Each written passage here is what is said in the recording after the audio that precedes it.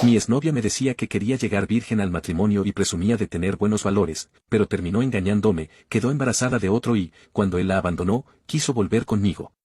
Si les contara que estuve en una relación de 3 años donde el mayor pico de pasión que tuvimos fue darnos la mano en el cine. Probablemente pensarían que soy un aspirante a monje o que mi vida íntima era más árida que el desierto de Atacama. Y no se equivocarían del todo. Pero no era por falta de deseo, se lo aseguro. Soy un hombre normal, con los mismos impulsos que cualquier varón de 24 años con buena salud.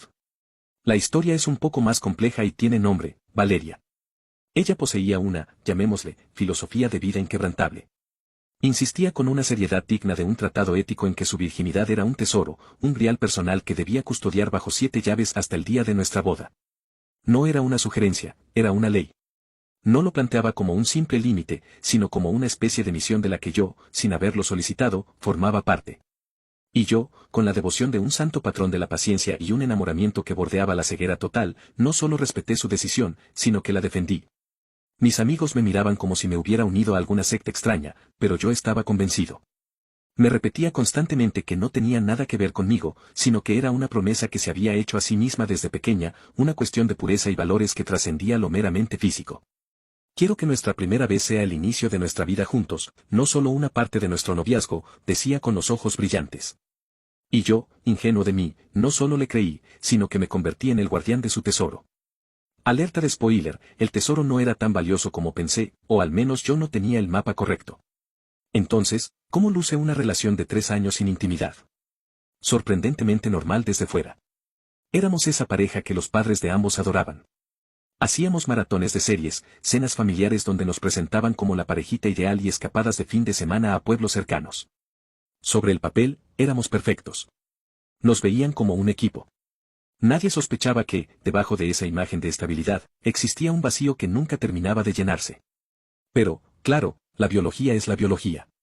Hubo incontables momentos en los que un beso se alargaba más de la cuenta o en los que la tensión en el sofá era casi palpable. Y justo ahí, al borde del abismo, ella accionaba el freno de mano, se tensaba, se apartaba con una suavidad calculada y me miraba con esos ojos de cachorrito culpable.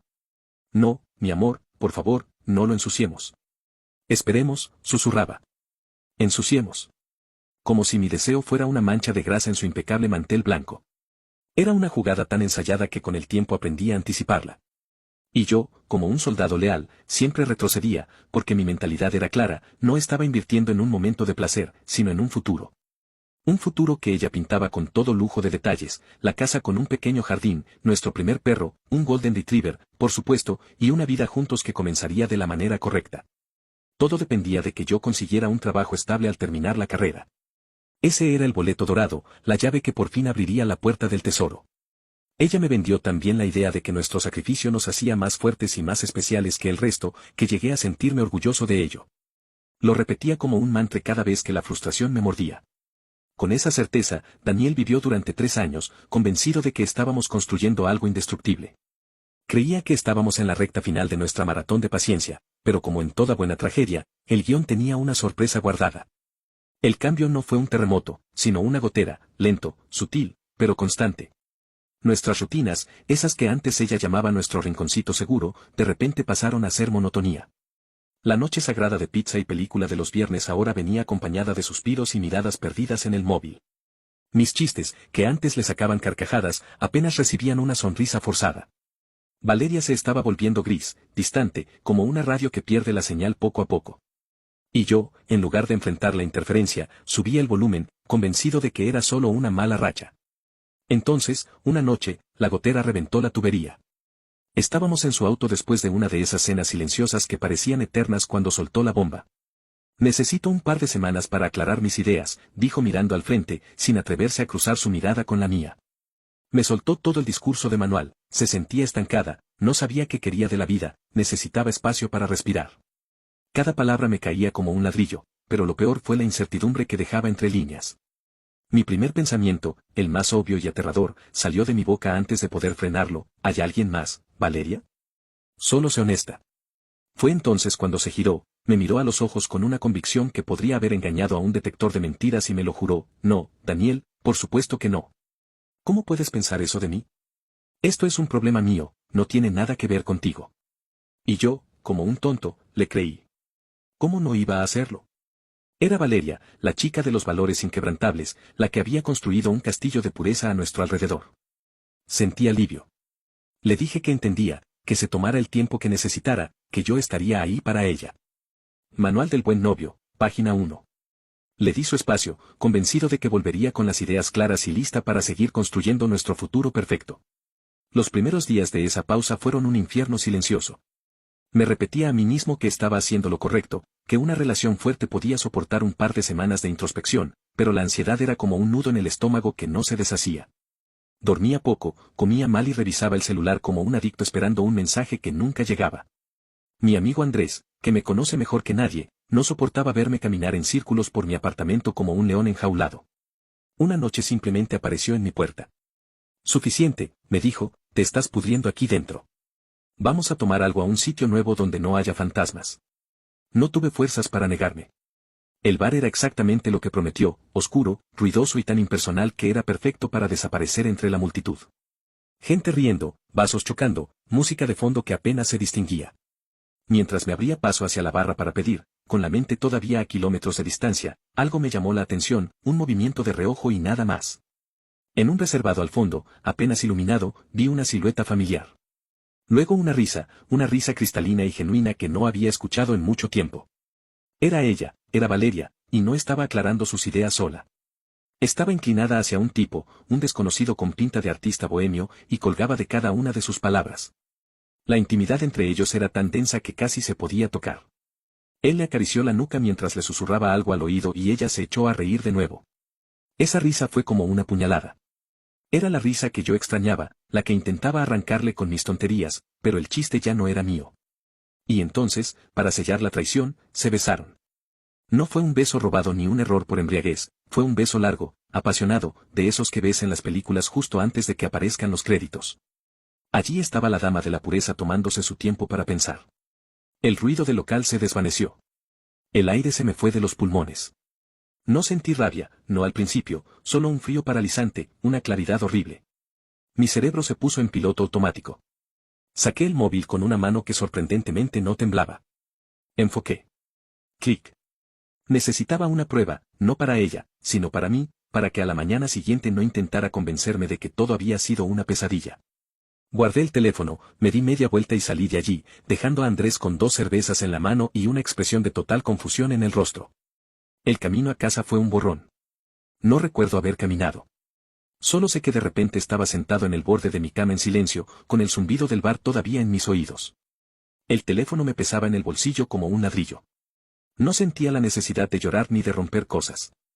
Solo había un vacío gélido y una claridad absoluta. No había nada que hablar, nada que salvar. Abrí nuestra conversación, miré su foto de perfil, una en la que salíamos sonriendo en una de nuestras escapadas, y sentí una punzada de algo parecido a la pena, un destello breve de lo que alguna vez fue. Pero se desvaneció al instante. Adjunté la foto que había tomado antes. La imagen era nítida e incriminatoria. Debajo, escribí la sentencia de nuestra relación, usando sus propias palabras en su contra: espero que tus ideas ya estén más claras. No me vuelvas a buscar. Le di a enviar antes de que una pizca de duda pudiera sabotearme. No pasaron ni 30 segundos. Mi teléfono vibró, un mensaje, luego otro, luego una llamada y otra y otra. La pantalla se iluminaba sin cesar con su nombre, como una alarma de incendio que no podía apagar. Dejé que sonara un rato, observando el parpadeo constante, una súplica desesperada que me producía más repulsión que nostalgia. Parte de mí quería lanzar el teléfono contra la pared. Otra parte, la más masoquista, necesitaba escuchar la mentira salir directamente de su boca. Finalmente, en un impulso de curiosidad morbosa, contesté. Su voz era un torbellino de sollozos y pánico. Balbuceaba frases sin orden, buscaba excusas en el aire hasta que finalmente la soltó, la excusa más antigua, predecible y sacada del manual del infiel de primera edición. Estaba bebida.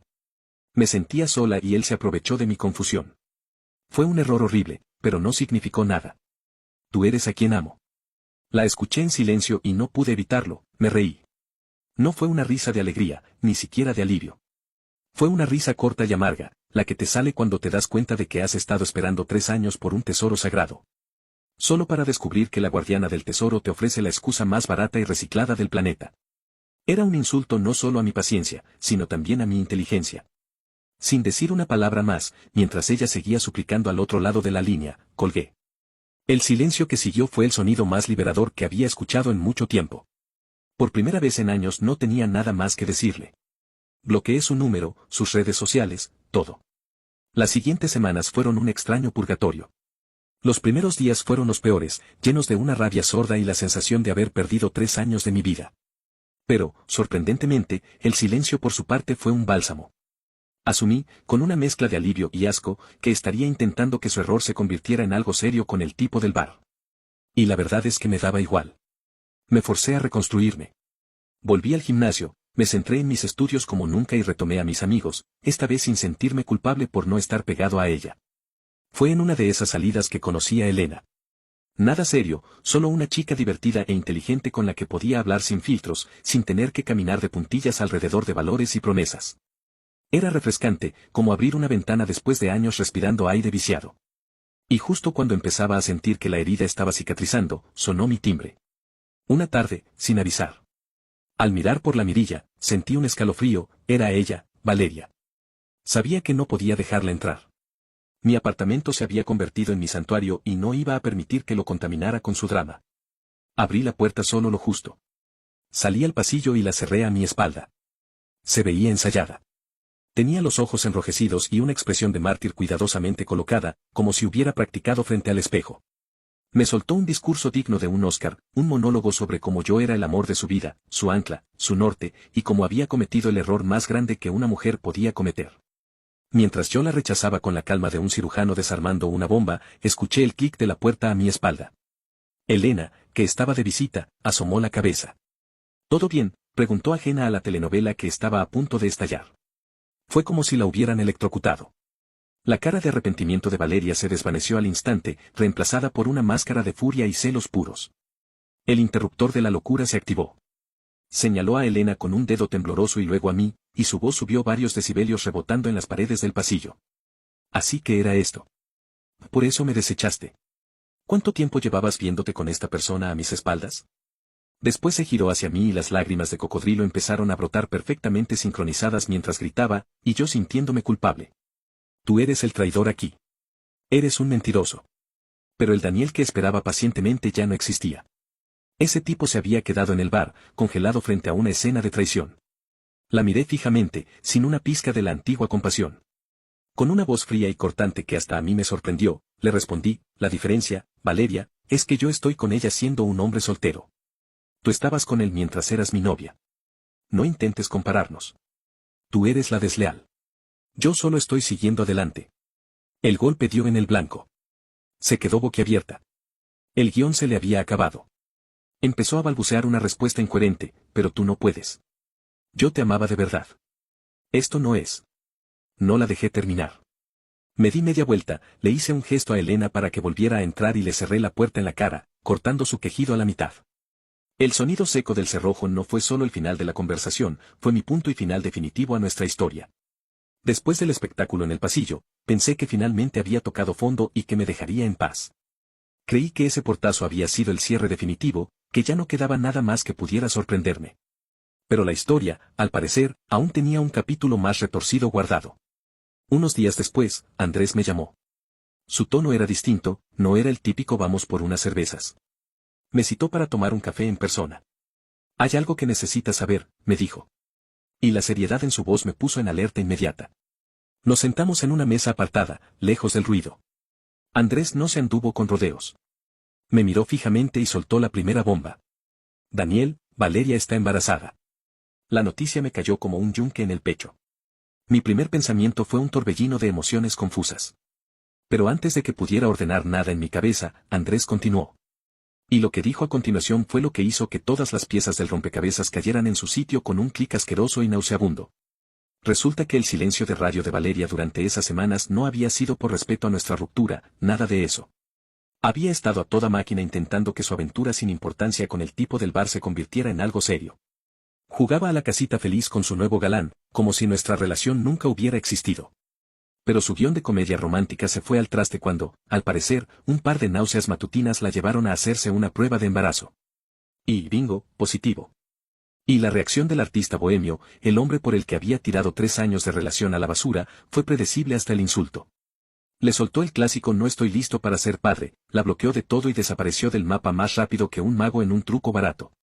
Y ahí, mientras Andrés me contaba los detalles, lo entendí todo con una claridad brutal. La visita desesperada a mi puerta, las lágrimas, el discurso de "eres el amor de mi vida". Nada de eso fue un acto de amor arrepentido. Fue puro teatro, un movimiento de desesperación. Su aparición en mi casa ocurrió justo después de que su pareja la abandonara con una responsabilidad que no quería asumir. Yo no era su verdadero amor, era su red de seguridad, su póliza de seguro contra la irresponsabilidad del otro. Y esa revelación, extrañamente, no dolió. El dolor ya había pasado. Lo que sentí fue asco, un asco profundo por haber sido visto no como una persona, sino como la opción más conveniente. Han pasado un par de meses desde entonces. La vida, por primera vez en mucho tiempo, había encontrado un nuevo y tranquilo ritmo. Me enfocaba en mis estudios, salía con Elena de vez en cuando y poco a poco el recuerdo de Valeria iba perdiendo filo, convirtiéndose en una anécdota desagradable que ya no me quemaba por dentro. Había paz, pero la paz, como aprendí, a veces no es más que un espejismo, el silencio incómodo que antecede a la tormenta final. Una tarde alguien llamó a mi puerta. No fue un timbre cortés ni un golpe casual. Fue una serie de golpes insistentes, secos, cargados de autoridad, que retumbaban como un martillo en la madera. Supe al instante que lo que me esperaba al otro lado no traía nada bueno. Abrí y me encontré con la emboscada definitiva, un cuadro tan perfectamente montado que parecía sacado de una telenovela barata. Valeria en el centro, con una barriga de embarazo ya imposible de disimular, flanqueada por sus padres como si fueran jueces listos para dictar sentencia. Su padre me miraba con un desprecio tan puro que me redujo a cucaracha bajo su zapato. Su madre, entre lágrimas, me miraba como si yo hubiera sido el villano de la historia. Antes de que pudiera siquiera respirar, el padre avanzó hacia mí. Tenía los puños apretados, los nudillos blancos y la mandíbula tan rígida que parecía al borde de romperse. Invadió mi espacio personal y por un larguísimo segundo creí que me golpearía. Su voz salió como un gruñido cargado de odio: "No tienes vergüenza. Mírala. Mira lo que le has hecho a mi hija y aún tienes el descaro de esconderte. Dejarla así después de arruinarle la vida. Un cobarde, eso es lo que eres". Valeria aprovechó la acusación para reforzar su papel de víctima, intensificó el llanto, bajó la mirada, se abrazó el vientre como si estuviera protegiendo un tesoro y emitió sollozos perfectamente calculados. La escena tenía la maestría de alguien que había ensayado frente al espejo. Les había vendido una historia completa y ellos, sin cuestionar nada, se la habían comprado con intereses. Pero el Daniel sumiso que permitía que lo pisotearan ya no existía. En lugar de alterarme, me invadió una calma helada. Era el acto final de la obra y yo ya sabía mi papel. Miré a los tres uno por uno y luego saqué el móvil. "Con todo respeto, señor", dije con una voz que sonó más firme de lo que esperaba. "Están ladrando al árbol equivocado". Desbloqueé la pantalla, abrí la galería y les mostré la foto que había tomado en el bar. Esto fue durante la pausa que su hija me pidió para aclarar sus ideas. Como ven, las aclaró bastante bien con otro tipo. El padre me arrebató el móvil con tanta brusquedad que casi lo dejó caer. Sus ojos quedaron clavados en la pantalla y fue evidente la lucha en su rostro, incredulidad, furia y una vergüenza creciente. La madre se inclinó para mirar y de inmediato su llanto se detuvo. Lo reemplazó un jadeo de sorpresa que heló el ambiente. El padre levantó la vista hacia Valeria, que ahora lloraba con un pánico real. Su voz, antes autoritaria, tembló. "Valeria, mírame. ¿Qué significa esto?". Ella balbuceó entre sollozos: "Papá, no es lo que parece. Él está intentando manipularlos". Esa evasiva fue la chispa que encendió la mecha.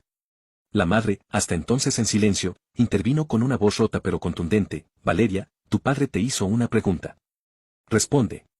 El padre perdió la contención, le puso el teléfono en la cara y rugió con una furia que hizo eco en todo el pasillo: "No te pregunto si es lo que parece, te pregunto si eres tú en esa foto. Responde de una vez y deja de mentir". El silencio posterior fue un cuchillo en el aire. Valeria no pudo sostener la mirada, bajó la cabeza y las lágrimas rodaron por sus mejillas hasta caer sobre su vientre. Su silencio fue la confesión más clara de todas. La verdad golpeó a sus padres como un tren sin frenos.